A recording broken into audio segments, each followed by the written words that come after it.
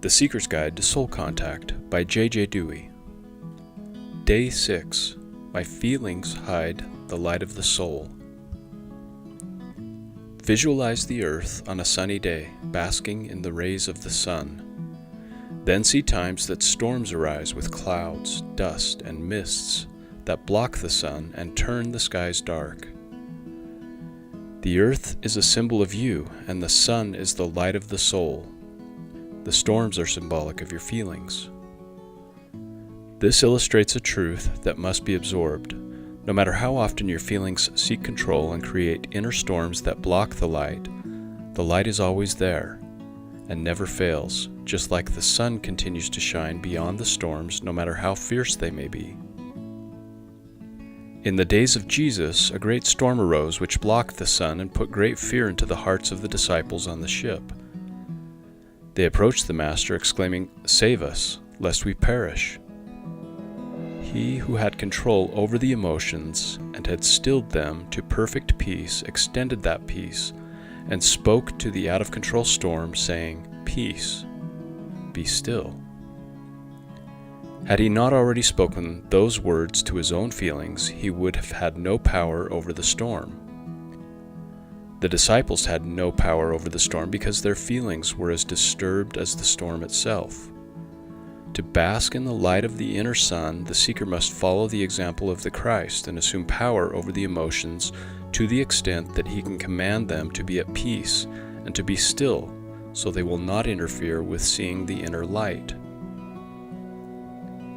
Obtaining this power is not something the seeker will accomplish overnight, but it is important that he see the end results of this. If he knows that the reward is great, then he will be motivated to become a master of his feelings.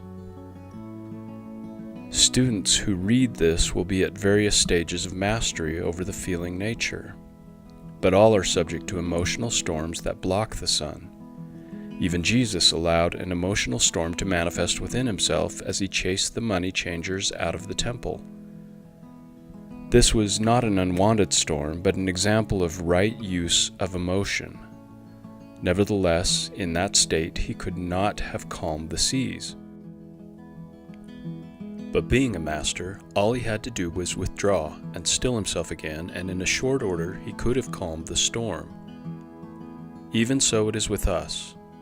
No matter how advanced we think we are, there are circumstances that can call forth powerful emotions. Sometimes it is right to allow them to manifest if the end is good. Usually it is best if they are controlled and remain still. When your emotions are stormy for whatever reason, it is important that you detach yourself from them. See yourself as the observer and speak to them saying, "Peace, be still." For today's assignment, the seeker should look within and examine his feelings and ask these questions. Are all past storms within me stilled, or are the waters still choppy? Are the winds still in motion and the sky yet overcast, hiding the sun? Can a full-fledged storm beyond your control break out at any moment? Are you fearful about money, the political situation, or some relationship? Do you hold hostile feelings toward another? Tune into your feelings throughout the day and try to honestly assess their state, and then say the words of Christ, "Peace, be still."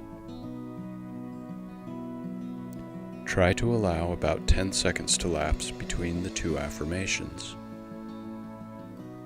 After you say these words, pay very focused attention to feeling the peace and the stillness.